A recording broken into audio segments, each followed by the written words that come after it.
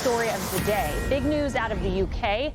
Andrew Mountbatten-Windsor, the former prince, has been arrested on suspicion of misconduct in public office over allegations that he sent top-secret government documents to Jeffrey Epstein. Hello, everyone. This is Outnumbered. I'm Kayleigh McEnany. Here's my co-hosts, Harris Faulkner and Emily Compagno. Also joining us, Lisa Booth, Fox News political analyst, and Paul Morrow, attorney, retired NYPD inspector, Fox News contributor, and host of the weekly rap sheet on Fox Nation.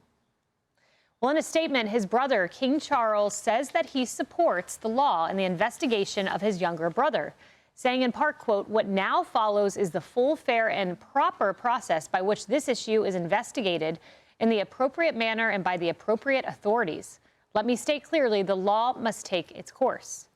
Now, the family of Virginia Giuffre, who said she was trafficked to have sex with former Prince Andrew when she was a teenager, releasing an emotional statement in the wake of his arrest, writing, quote, "Today, our broken hearts have been lifted at the news that no one is above the law, not even royalty. On behalf of our sister, Virginia Roberts Giuffre, we extend our gratitude to the UK's Thames Valley Police for their investigation and arrest of Andrew Mountbatten-Windsor. He was never a prince. For survivors everywhere, Virginia did this for you." Paul, when we look at what the charges he is looking at now, unrelated to Virginia Giuffre, right, they spur from this Justice Department release of these Epstein documents, tons and tons of pages, and it's totally separate from the sexual allegations. Yeah, and you know, I've somewhat lost a thread on the Epstein thing just because it's been so long unwinding and all of us have so many stories to cover. I've been tuning in lately, and I have to tell you, there's some meat on the bone there. Some of this stuff in relation to, let's say, Bill Clinton, for instance. Clinton apparently stormed into the offices of Vanity Fair, it's in the emails, and told them, "You will kill a story about my friend Jeffrey Epstein," and they did it. I mean, what happened to the First Amendment? These are people who are screaming censorship right now. You got people on other networks right now saying Donald Trump is censoring our network. You know, I don't have to say any names. We all know what I'm talking about. And yet he was able to walk in and kill a major feature story just like that about Epstein. And you got to say to yourself, why? Relative to the British royal family, to me, this is kind of one of the last nails in the coffin for them. You know, look, it's an anachronism. We all know it. I'm something of a traditionalist. I think that it is good for England and it's good for the West to be connected to their past. I'm tired of listening to the West apologize for itself. But at this point, you have to kind of say to yourself, when you have characters like this doing this, this guy didn't have a job, he didn't have a role, he didn't have anything, yet he's giving up secrets and he's palling around with Epstein. It's all in as recently as World War II, Churchill would consult with King George. Those days got to be over. How this guy was privy to any trade secrets are ridiculous. Let them stay isolated as a kind of an institution they can all look to, but keep them out of your business, UK, because you're getting nothing but pain from it. Emily, so separate from this arrest are the allegations of Virginia Giuffre. And if we have that picture, I want to pull it back up. This is a picture of the young Virginia Giuffre with Prince Andrew. And I was watching an Epstein documentary this weekend, Emily, and I watched Prince Andrew on the BBC. See, I can tell you categorically, I don't remember meeting her at all. I don't remember the picture being taken. I have no memory of it being taken. Well, it clearly was taken, and you're looking at it. And I watched Virginia Giuffre react to that interview when she was still alive. We know that, unfortunately, she died last year. She said that she was sitting outside having her cup of coffee. She wanted to throw her tablet in the pool. And her words were, as a victim, one thing we ask for is some acknowledgement, some remorse. And I wish she was here to see this day that there's at least some justice that is being looked at in a separate case.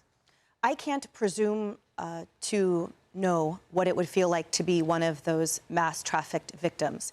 However, I'm not sure if this does provide any modicum or would provide any modicum of reassurance that justice indeed turns, because this charge is completely unrelated. And while we know it's a civil offense, essentially, in the UK, if the Crown Prosecution Service decides to go through with this, he could be facing life in prison.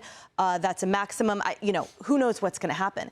But the reality is that we have been faced, I think, with a reckoning opportunity that the elite in this world, not country, in this world, are frankly perverted and have been used to for quite some time a power structure and an opportunity for perversion unfettered at the hands of an entire class of people that have no means to defend themselves, to protect themselves, or to have a voice.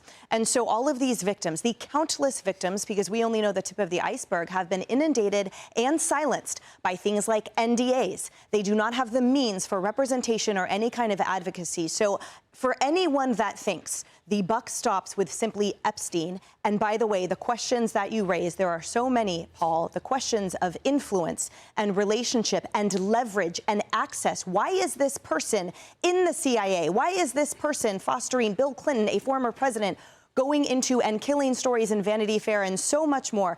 So to go back to my point, for anyone that thinks the buck stops with or remains with simply the disgraced Andrew and the horrific monster Epstein, I think they are missing the entire point, which is that there are multiple countries and countless individuals that have preyed on so many women and thought that $100,000 and killing a story would somehow make it right. It will never be right, and unfortunately, I don't know if it will be even in our lifetime. Yeah, and that story going back to 2002. So you are exactly right. All of the time that passed from then until now. Look, Harris, when you look at Craig Prescott, he's a royal expert. Here's what he said about today and the arrest of Prince Andrew. He said, "This is the most spectacular fall from grace for a member of the royal family in modern times. The first time an arrest took place in 400 years. Yeah, I think we have interviewed, at least many of us here at Fox, Hillary Norwich. She was on last hour, and she analyzes this. She has followed this for many years, has great sources. She questions whether Charles stays, and it's just a question. Does he step back? She said, you know, he's not healthy, but how long did he know what he knew? What did they know when William, Prince William, who would become king, depending on what Charles does, he was very forceful. In fact, you know, he wanted to strip away his power and his influence. That's such a great word. To be influenced and to also influence others. He was right there in the nexus of all of that. Prince Andrew was. And, you know, because there was pressure put on him. He didn't want to lose that salary. He didn't want to lose that position. You remember, it wasn't just like a second. It took a while to get him. Oh, yeah, he had the house. He was hanging on to the house. Yeah. And now they're at 2 residences today, 150 miles outside in Berkshire. So they're looking for all this evidence. And I agree with Emily. I think that tip of the spear and tip of the iceberg. Right? So you've got somebody right now who probably didn't destroy receipts and those types of things. I mean, they are so above with their power, they don't feel like they have to cover their tracks. They are going to dig up everything. We don't even know what they will find at this point. But I thought it was interesting by Hillary Norwich to just say, do you preserve, because my question was, how do you preserve the rest of the family and the future of the monarchy? She said, do you best do that by having Charles step aside and having William step in? What does that look like? And she pointed out there are a couple things that the release, the official statement from the Majesty the King, did not say. It did not refer to Andrew as my brother. It did not say he was a member or is a member of my family. It was stoic, it was clean, it was separate. So I guess I look at this a little bit different, because my question is, why did Prince Andrew feel compelled to share this information with Jeffrey Epstein, share these documents allegedly with Jeffrey Epstein while he was the UK trade envoy in 2010? Why would he do that? Particularly knowing that misconduct in public office could land him in jail for prison. And one of the big questions and one of the big theories around Jeffrey Epstein, because no one knows how he made his up to $600 million, which he was estimated to be worth at the time of his death, or why all these influential figures continue to stay involved with him even after he was convicted in 2008 of trafficking a minor. And we know that the allegation from Virginia, Jeffrey was in 2001. So my question is, did Jeffrey Epstein know about that?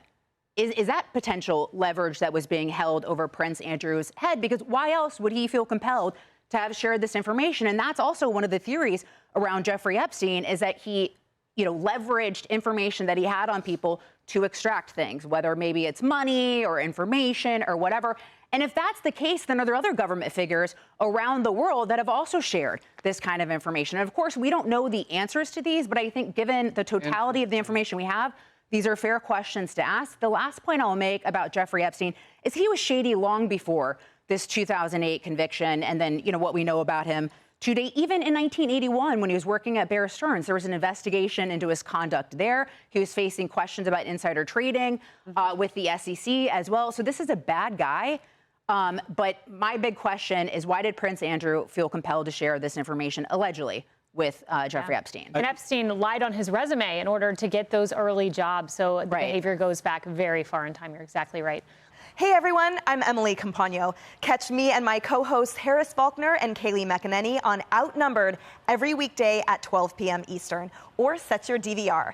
Also, don't forget to subscribe to the Fox News YouTube page for daily highlights.